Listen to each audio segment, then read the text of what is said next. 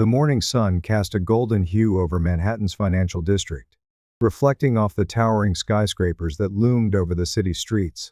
The world moved fast here. Executives in tailored suits rushed past corner coffee carts, checking their watches, their minds already buried in numbers, deals, and deadlines. The sidewalks pulsed with purpose, the rhythm of power and ambition filling the air like an unspoken promise. Inside the gleaming glass headquarters of Bradford & Cole, one of the country's most powerful investment firms, the atmosphere was electric. The lobby was a testament to wealth: polished marble floors, towering columns, and a crystal chandelier that cast shimmering light across the space. Employees strode in with confidence, their leather shoes clicking against the floor, their conversations laced with the certainty of those who had never known failure. And standing just beyond the security desk, watching it all with a quiet, unreadable gaze, was Lawrence "Larry" Matthews. Dressed in a standard navy blue security uniform, Larry blended into the background like a piece of office furniture there, but unnoticed. He was in his early 60s, his short cropped hair speckled with gray, his posture straight but relaxed. His presence carried a quiet dignity, yet to most, he was little more than an afterthought. A man who opened doors, checked badges, and stood watch. Nothing more. The junior analysts, fresh out of Ivy League schools, barely spared him a glance. To them, he was invisible. They spoke freely in his presence, their conversations dripping with arrogance and self-importance. Imagine working a job like that at his age, Nathan Calloway scoffed one morning, adjusting the cuffs of his designer suit.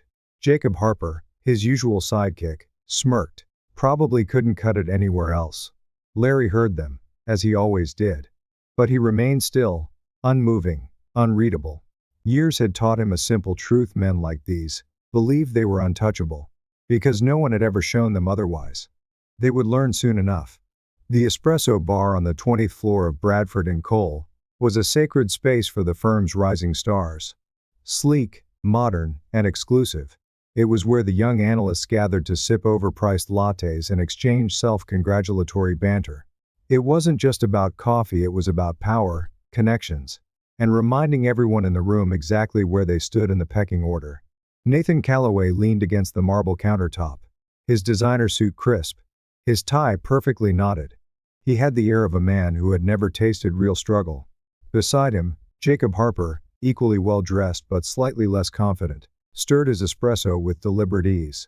Across from them sat Victoria Adams, the firm's executive assistant, a woman who knew how to navigate the social hierarchy of the corporate world with ruthless precision.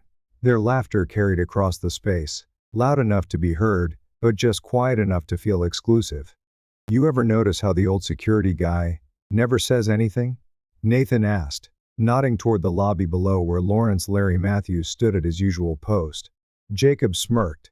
"Maybe he doesn't have much to say. Or maybe he just knows his place," Nathan added, sipping his espresso. Victoria chuckled, though it was clear she wasn't entirely paying attention. "People like that don't have much choice, do they?" The comment lingered in the air, unchallenged. Not because the others agreed no, that would require conscious thought about people beneath their status, but because dismissiveness was their default setting. To them, Larry wasn't a person. He was a fixture, like the marble columns in the lobby or the glass doors that slid open automatically when they approached. He existed on the periphery of their world, unimportant and easily overlooked. Nathan took another sip of his espresso, his gaze still on Larry. "Can you imagine spending your whole life opening doors for people who actually made something of themselves?" He scoffed, shaking his head.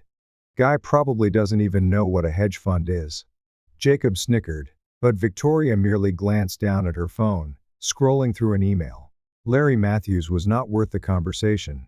Elsewhere in the building, the same attitude played out in different forms. The senior partners barely noticed Larry as they strode past, deep in discussion about market trends and investment strategies. The associates, eager to prove themselves, mimicked their mentors, keeping their attention fixed on their own ambitions, never bothering to acknowledge the man who held the door open for them every morning. Even the janitorial staff people, who worked the same unseen jobs, kept their distance. Not because they looked down on Larry, but because they had learned long ago that acknowledging someone who had been deemed invisible could mean drawing unwanted attention to themselves. And Larry? Larry saw everything. He saw the way power shifted in the firm, the way people puffed up their chests around senior executives, and deflated when they thought no one of importance was watching. He saw who took credit for others' work, who wielded arrogance like a weapon, and who thrived on stepping over those they deemed unworthy. He had spent months watching, listening, learning. Because unlike them, he knew something they didn't. Power doesn't come from a title. It comes from knowing the game better than anyone else. And soon, they would realize just how little they truly understood. By midweek, a quiet tension had settled over Bradford and Cole. The usual confidence that filled the firm's hallways had been replaced with something else: uncertainty. Rumors had been swirling for weeks about the identity of the next CEO. But now, with the official announcement just days away, speculation was reaching a fever pitch. In the break room on the 2021 floor, a group of analysts huddled near the espresso machine, their voices hushed but urgent. "It's got to be Howard Lexington," said David Mercer, a mid-level associate known for his ability to latch on to whoever held the most power. He adjusted his tie, glancing around as if expecting a senior executive to appear out of nowhere. He's been with the firm for over 20 years. He knows how things work. Jacob Harper, never one to miss an opportunity to weigh in, leaned against the counter. "Yeah, but Eleanor Brooks is the real threat. She's aggressive, and she's got the numbers to back it up. If she takes over, half the junior staff is gone before the quarter's over." Nathan Calloway, who had been listening while scrolling through his phone, smirked. "Brooks won't get it. She's too much of a disruptor. The board wants stability, not a bloodbath."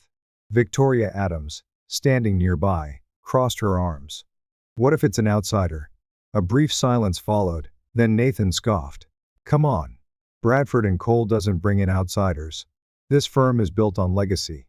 They'd never hand the company to someone who doesn't understand our culture." Jacob nodded in agreement. "Yeah, they wouldn't trust it to just anyone." Unbeknownst to them, Larry Matthews had just passed by the break room, moving unnoticed as he always did. He didn't slow down, didn't acknowledge their conversation, but he heard every word. They wouldn't trust it to just anyone. He had heard that sentiment before. It was the belief that power belonged to a select few, that leadership was a birthright passed down through connections and wealth, rather than something earned. Larry had seen it in their eyes when they looked at him: dismissal, arrogance, certainty. The same certainty that had allowed them to overlook him for months, to speak freely in his presence, as if he were nothing more than part of the decor. That same certainty would be their undoing. Elsewhere in the firm, the senior partners were just as restless. In a private conference room on the 40th floor, Gerald Whitman, the firm's chairman, sat at the head of a long mahogany table, listening as a group of executives debated the future of Bradford and Cole. "We need a leader who can maintain stability," said one of the partners, tapping his pen against the table. "Someone who won't rock the boat. We need someone who understands the industry. Someone with experience." Another chimed in. Gerald steepled his fingers, nodding slightly. "That's exactly why we made the decision we did." No one in the room, not the analysts speculating by the espresso machine, not the senior executives debating behind closed doors, had any idea that the decision had already been made. And when it was announced, it would shake the very foundation of the firm. Larry Matthews had always believed that real power wasn't about being the loudest in the room, it was about understanding the game better than anyone else. And for the past few months, he had been watching, listening, and learning. While the analysts bickered over promotions and the executives schemed behind closed doors, Larry saw what they didn't. He saw the unspoken rules that governed Bradford and Cole, the invisible hierarchies that determined who thrived and who merely survived. He saw the way junior associates puffed up their chests when speaking to interns, only to shrink in the presence of senior partners. He saw the way assistants scrambled to meet impossible demands, knowing that the slightest mistake could cost them their jobs. He saw the way some employees ignored the janitorial staff, never bothering to make eye contact, as if acknowledging them would somehow lower their own status. Larry saw it all, and he never forgot. One afternoon, as he made his usual rounds, he overheard a conversation near the executive lounge. Nathan Calloway was speaking in his usual careless arrogance, standing by the glass windows that overlooked the city skyline. I swear, half the people in this building don't even belong here, he said, his voice dripping with entitlement. Jacob Harper chuckled, unwrapping a protein bar. Like who? Nathan smirked. I don't know. That old security guy? What's his name? Lenny. Leroy? Larry, Victoria Adams corrected absent-mindedly, not looking up from her phone. Right. Larry. Nathan shook his head. Can you imagine spending your whole life opening doors for people who actually made something of themselves? Jacob laughed, but Victoria didn't.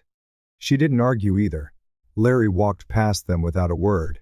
It wasn't the first time he had heard something like that. And it wouldn't be the last. Later that evening, as the firm's employees filtered out of the building, Larry stood by the entrance, watching them leave. Some walked with purpose, already on their phones, chasing deals that would never notice their names in the fine print.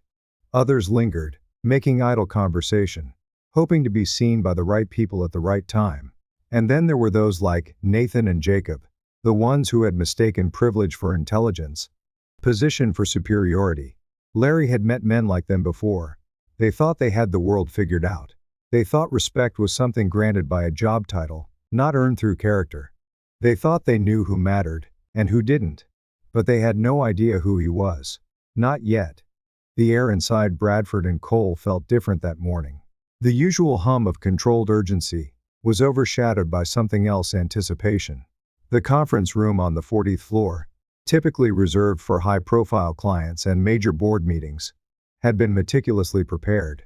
Rows of leather chairs faced a grand podium, where the firm's chairman, Gerald Whitman, would soon introduce the new CEO. Everyone had dressed sharper, walked taller. This was a moment that would define the future of the company, and no one wanted to miss it. At exactly 9:00 a.m., the room filled with executives, analysts and associates. Nathan Calloway and Jacob Harper took their seats near the middle, already deep in whispered speculation. It's got to be Lexington, Jacob murmured. The guy's been here forever. Nathan smirked, adjusting his tie. If it's Brooks, half of us are gone by next quarter. Either way, it's someone powerful, someone with a serious resume. They wouldn't trust this company to just anyone. A few rows ahead, Victoria Adams sat with her arms crossed, her phone resting face down on the polished mahogany table. She was listening but said nothing. Then, the room fell silent as Gerald Whitman stepped up to the podium. Good morning, everyone, he began, his voice measured. As you all know, Bradford and Cole has spent the last few months in transition, searching for the right leader to guide us into the next phase of growth. We needed someone with vision, someone who understands this company at its core, and someone who represents the values we strive to uphold. He paused, letting the weight of his words settle over the audience. It is my pleasure to introduce you to the new CEO of Bradford and Cole. He stepped aside, and the doors opened. Larry Matthews walked in. For the first time in Bradford and Cole's long history, there was complete, unbroken silence. Nathan's smirk vanished. Jacob froze, his mouth slightly open. Victoria sat up straighter, her breath caught in her throat. Larry walked with the same steady composure he had carried every day in this building. No uniform. No badge. Just an immaculate charcoal gray suit, crisp white shirt, and a presence that now commanded the entire room. He stepped up to the podium, resting his hands on either side, scanning the faces before him. Then, in a voice calm but unmistakably authoritative, he spoke. Some of you may be wondering why a security guard is standing here today. His gaze swept across the room, locking eyes with Nathan, with Jacob, with every person who had ever dismissed him. The truth is, I've been standing in front of you for months watching, listening, observing how this company operates when no one thinks they're being watched. Nathan shifted uncomfortably. Jacob crossed his arms, suddenly unsure of himself. Larry continued. But before you assume anything else, let me introduce myself properly. A pause. My name is Lawrence Matthews. And as of today, I am your new CEO. The weight of those words hit like a hammer. Faces paled, arrogance shattered. And in that moment, everything changed. Part 6, The Powerful Speech. The room remained frozen in stunned silence. The usual confidence that filled Bradford and Cole's elite had evaporated, replaced by something unfamiliar: discomfort, disbelief, and the crushing weight of realization. Nathan Calloway sat rigid. His fingers clenched together. His earlier arrogance nowhere to be found. Jacob Harper looked down at his hands, avoiding eye contact. Victoria Adams, for the first time in her career, had nothing to say. At the podium, Larry Matthews let the silence linger. He wanted them to feel it. Then, in a voice steady and commanding, he spoke. "You assumed I was just another man in the background." He let his words hang in the air, watching as the reality of their actions settled into the faces before him. "You judged me by a uniform, by a title. You assumed that power was something you could see at first glance. That value was determined by position, not by character." Jacob swallowed hard. Nathan shuffled in his chair, his confidence fractured. Larry continued. "Let me tell you something, real power has never been about titles. It's about how you treat people when you think they have nothing to offer you in return." A ripple of unease spread through the crowd. Larry shifted his stance slightly, exuding the same quiet authority that had been overlooked for months. "I've spent over 35 years in finance. I built my first firm from the ground up, growing it into a multi-billion-dollar enterprise. I've closed deals that shaped markets, advised companies through economic crises, and sat at tables with the most powerful leaders in this industry." He let that sink in. "And yet, when I walked into this building in a security uniform, most of you never even looked me in the eye." A hush fell over the crowd. He turned his gaze toward Nathan and Jacob. Not long enough to call them out directly, but long enough for everyone to understand exactly what he meant.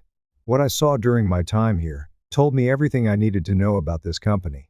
Larry's voice was calm, but undeniable in its authority. "I saw how you treat people you think aren't important. I saw the hierarchy you've built, one where respect is given, based on status, rather than integrity." His eyes scanned the room, taking in the stunned expressions. "That changes today." The weight of those words settled like a thunderclap.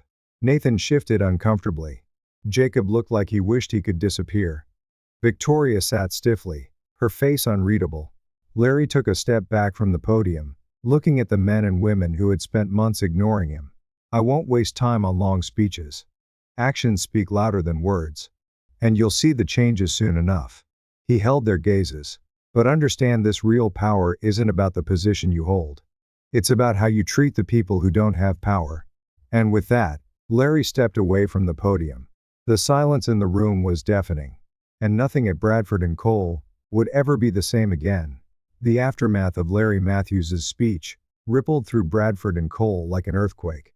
The usual office chatter was gone, replaced by hushed conversations and stolen glances. People who had once moved through the building with unchecked arrogance now carried themselves differently, more aware, more uncertain. The old dynamics had shifted overnight. And the first sign of change came faster than anyone expected. A new order the morning after the announcement. Larry arrived at the office early, as he always had. But this time, there was no security uniform, no badge clipped to his belt. Instead, he stepped out of the elevator wearing a tailored navy blue suit, the quiet authority he had always carried now unmistakable. As he walked toward the executive floor, employees who had once ignored him scrambled to greet him. "Good morning, sir. Mr. Matthews, pleasure to see you." "Congratulations, sir." Larry nodded, but he wasn't interested in empty gestures. He had already seen who these people were when they thought no one important was watching. The real work was about to begin. Dismantling the old culture at 9:00 a.m. sharp, Larry called a mandatory meeting for all senior staff and department heads. The executives filed into the 40th floor conference room, the same space where, just the day before, they had sat in shock as Larry was revealed as CEO. Today, they were uneasy. Nathan Calloway and Jacob Harper sat near the back, uncharacteristically quiet. Victoria Adams, usually poised and confident, kept her gaze on the table. Larry took his seat at the head of the conference table, his presence alone reshaping the energy in the room. "Let's get one thing clear," he began, his voice steady. "This company will no longer be run on arrogance and entitlement. Moving forward, respect isn't optional, it's a requirement." A few executives shifted in their seats. Some nodded, others tensed. "I've watched how things work here. The way power is abused, the way people are dismissed based on their title rather than their talent. That ends today." Larry's gaze was firm as he scanned the room. "If you have a problem with that, you are welcome to leave." A heavy silence followed. No one moved.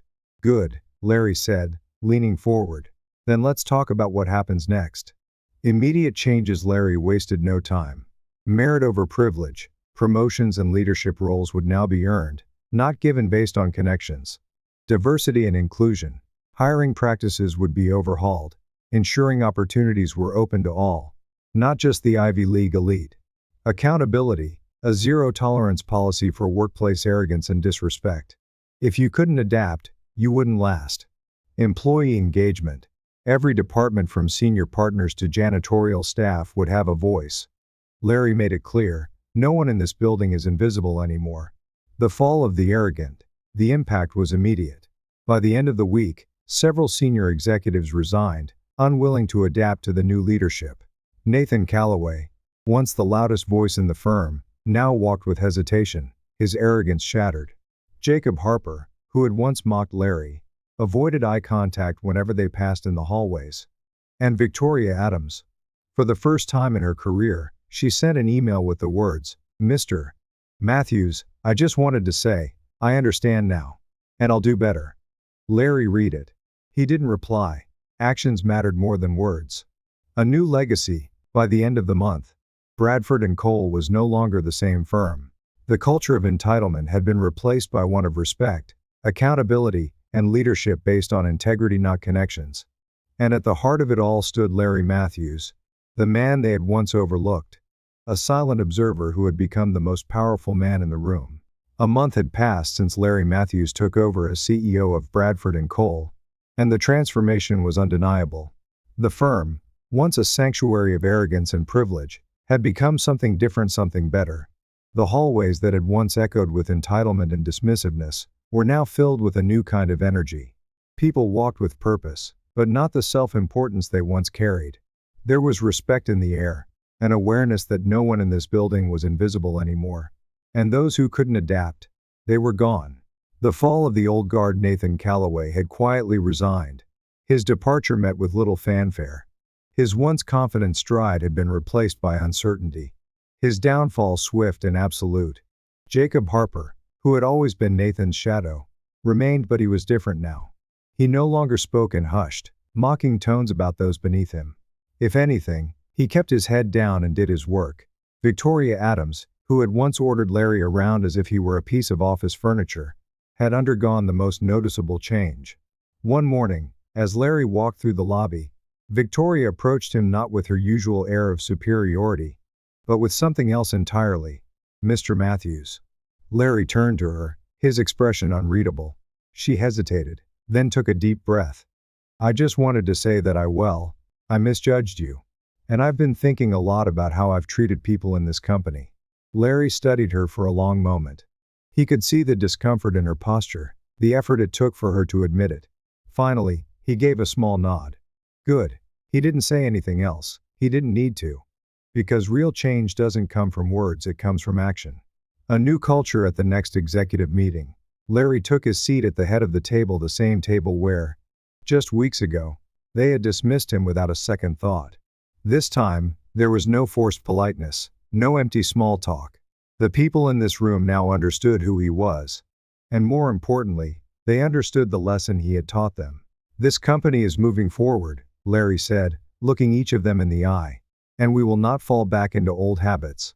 There were nods around the table, not the reluctant, hesitant kind, but the kind that carried genuine understanding. Larry leaned back in his chair, satisfied. The change was real. And it wasn't just about Bradford & Cole. It was about the lesson that had been learned the hard way. The final walk that evening. As Larry prepared to leave for the day, he walked through the lobby, the same lobby where, for months, he had been invisible. Only now, people looked at him differently. Not with fear, not with shock, but with respect. And as he stepped through the glass doors and onto the bustling New York sidewalk, he smiled to himself. Because in the end, he hadn't just changed a company. He had changed the way they saw the world. Larry Matthews' story is more than just a corporate shakeup. It's a lesson in humility, resilience, and the true nature of leadership. Too often, people judge others by their title, appearance, or perceived status. They assume that power belongs only to those who wear expensive suits, hold prestigious degrees, or sit in high-ranking positions. But real power has never been about titles, it's about character. Larry proved that wisdom, patience, and integrity outweigh arrogance and entitlement. He didn't demand respect, he earned it by watching, listening, and waiting for the right moment. And when that moment came, he didn't seek revenge, he sought change. His story teaches us a valuable truth. The way you treat people when you think no one is watching defines who you are. For those in their later years, this lesson is especially meaningful.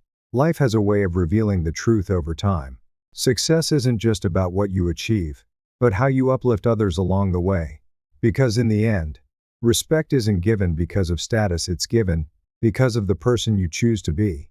Larry Matthews' journey is a testament to the power of character over status, respect over arrogance, and leadership over entitlement. His story reminds us that true strength lies in how we treat others, especially those we think don't matter.